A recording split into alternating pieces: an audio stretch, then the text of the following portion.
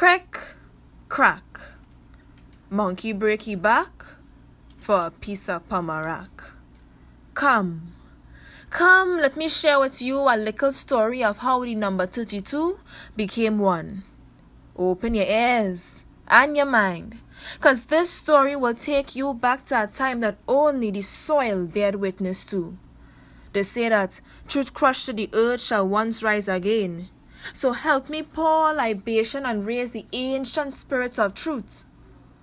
Some of which you might not be able to face or take, but you're here already. So buckle in and listen to my little story of how the impossible became possible. In the days now long departed, and in the years behind our years, the earth stretched its skin across plenty lands in a western part of the world with a name derived from one of its very own inhabitants. Turquoise blue water glistened and constantly greeted the shores of white sand. Ooh, the best the world ever seen. This was indeed the sun's favorite resting place. Less land than water, but never empty. It welcomed feet of bronze and different shades of brown to cultivate a civilization. But listen closely, because these people that I am about to speak of would soon come to an end in this story. Their bare skins and skills fill the lands with crops, yes, crops that still end up in your pots today.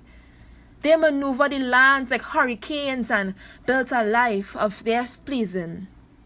Until one day, to be exact, in the late 15th century, August 3rd, 1492, yes, I remember it well.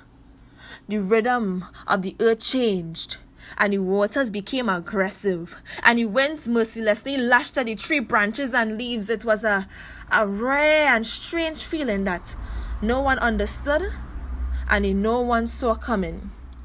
Little did these now called first people knew that a disaster was now about to become a part of their fate. And though they tried to prevent it, time didn't stop it. The pale-skinned man weapon was too strong to overthrow. You ever hear that name called Columbus? Christopher Columbus? I sure you did, man. And if you haven't, let's just say he was the cause of the white sands turning red. The more bloodshed, the more the earth opened its mouth and collected and stored bodies. As population decreased, this region became the target of greed and religious conversion, more warfare, more avaricious thought, more generations of misconceptions, trauma, and dislocation of original homelands, and lies and fallacy.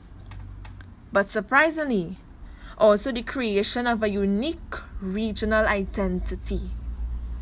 That man called Columbus served as a catalyst for colonies to settle, bringing with them century by century all sorts of mix-up and unfamiliar faces talking all kind of how.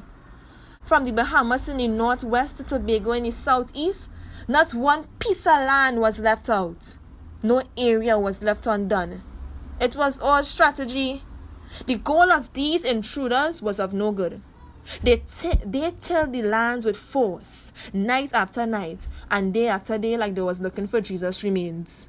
Whip after whip, malice after malice. Not just the people of whose backs they were placed on, but the earth had to endure a period of roughly 500 years of injustice. So much so that the soil began to put fault on its own, wondering at night why I had to be so fertile, so rich, so necessary, only to reap the fruits of calamity. Right now, she probably vexed her talking about that part of her story. But you know what? She's strong and she's vibrant. And besides, you can't really know where you're going until you know where you're coming from, right? Right. Out of that chaotic history, an emergence of groundbreaking greatness was born. In the midst of the struggles, a thread weaved through those 32 lands and bounded hands and created a knot untied and unbreakable. They found that in these moments of dismay, they yearned for something special. Freedom. Ooh, The sweet thought of freedom without looking twice crossed their minds. So, Taki raised war in Jamaica against the British in 1760 Easter Sunday. FOUN grabbed ammunition in Grenada. Busa slit throats in Barbados, and the famous Tusse caused a storm in Haiti. Yes, they fought, burned down plantations, and fled to isolated heights. But it wasn't all that rah-rah-ray that alone they used to attack. They kept their eyes open and used only what made them feel free. They held on to their own sense of identity. And it won't take a microscope for you to see the similarity of this place. Look at the races and ethnicities. Everywhere you turn, you see in every color the rainbow. Look at the culture, the music. Ooh, them sweet tunes. Listen to them closely. Calypso, reggae, soca, bachata, merengue. Them don't sound different to me. And boy, look how them hips is sway and how the waist is gyrate. And look at the colors. The luscious green blend with the turquoise blue with splashes of aurora red and burnt orange with royal lilac. Ooh, without a doubt, this place is paradise. And the spirits. None of the spirits that is be drinking in the party in the big festivals yearly. I talking about the spirits that is called from Pocomania, Santeria, Voodoo, and yes, that thing only that's free to call. Oh, yeah. Them was smart enough to mix African with European traditions to create their own. And we can't forget about Hinduism. Nah. And of course, Christianity. That alone is probably a solid evidence of the ties that exist between these lands. No. English alone don't exist here. We just speak all kind of thing. French, Patois, Spanish, and Dutch. We just speak it all. You ain't get the picture yet? Well, then get this. West Indies cricket team. Tell me, where to see? Not men from different islands coming to create one body? And what about the economic integration movements? West Indies Federation, CARIFTA, OECS, CSME, CARIFESTA, and CARICOM. Well, that last one is a different story. But hey, within every family has its rivalry, not so? I didn't say it was all a bed of roses.